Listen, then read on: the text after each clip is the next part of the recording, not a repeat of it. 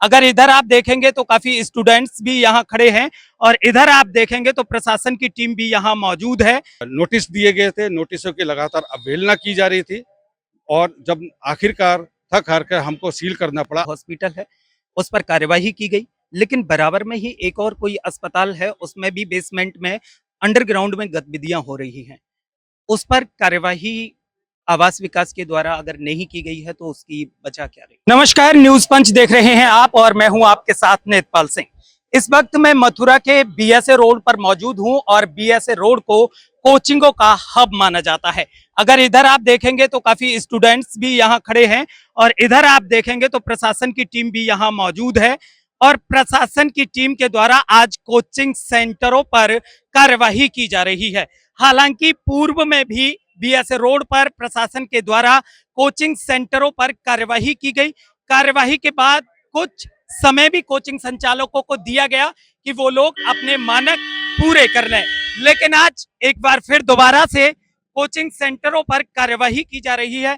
यहाँ सर मेरे साथ मौजूद हैं। सर, आज बीएसए रोड पर कोचिंग सेंटरों पर कार्यवाही की जा रही है।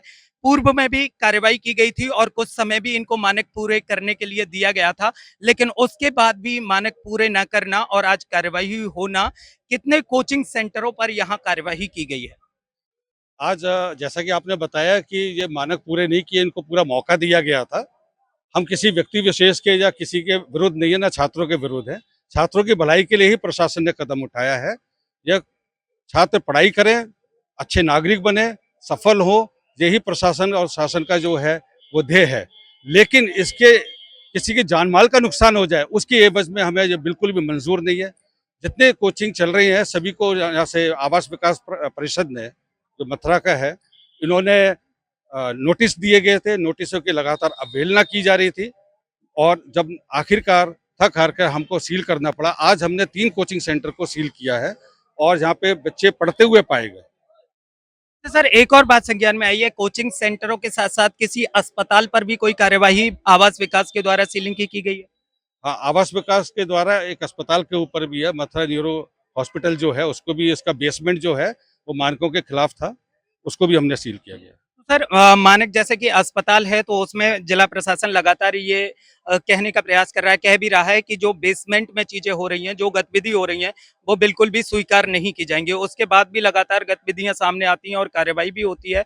और एक छोटा सा सवाल है सर, जिस तरीके से आपने बताया कि मथुरा नीरो हॉस्पिटल है उस पर कार्यवाही की गई, लेकिन बराबर में ही एक और कोई अस्पताल है, उसमें भी बेसमेंट में अंडरग्राउंड में गतिविधियां हो रही हैं। उस पर कार्यवाही आवास विकास के द्वारा अगर नहीं की गई है तो उसकी वजह क्या रही? ये सवाल ये नहीं है कि एक पर कार्रवाई की गई है। आज से तो कोचिंग सेंटर आज हमने 2-3 जो सील किए गए हैं, बाकी और भी हैं। ये कार्रवाई अभी शुरू हुई है, निरंतर हुई है, उनको भी हमने नोटिस दिया है और नोटिस के दौरान अगर वो कार्रवाई पूरी नहीं होती तो उनके खिलाफ भी कार्रवाई की जाएगी। मतलब लगातार अगर ऐसी गतिविधियां पाई जाती हैं तो? जी हाँ, सबके और नागरिकों से भी हम निवेदन करते हैं कि हमारे तक ये खबरें पहुंचाएं कि कहाँ पर गलत हो रहा है, जिसके खिलाफ हम कार्रवाई ले सकें। ये सभी का फर्ज है। शुक्रिया। तो इस तरीके से ये आवास विकास प्रवर्तन दल के अधिकारी हमारे साथ मौजूद थे और अगर देखेंगे तो कोचिंगों से बाहर यहाँ स्टूडेंट खड़े हुए हैं और लगातार बीएसए रोड पर ये कार्यवाही की गई। पूर्व में भी बीएसए रोड पर कोचिंगों पर कार्यवाही की गई, लेकिन कोचिंग संचालकों के द्वारा प्रशासन से बैठ कर के बातचीत की गई, बैठक की गई। उसके बाद कोचिंग संचालकों को एक निर्धारित समय दिया गया कि अपने मानक सभी पूरे कर लीजिए, लेकिन जब मानक पूरे नहीं किए गए तो उसके बाद आज फिर दोबारा से प्रशासन के द्वारा इन कोचिंग सेंटरों पर कार्यवाही की गई है। और लगातार जिला प्रशासन का यही कहना है कि अगर कोई भी व्यक्ति अपने मानक पूरे नहीं करता है तो स्वाभाविक है कि उसके ऊपर कार्यवाही की जाएगी। देखते रहिए न्यूज पंच 24।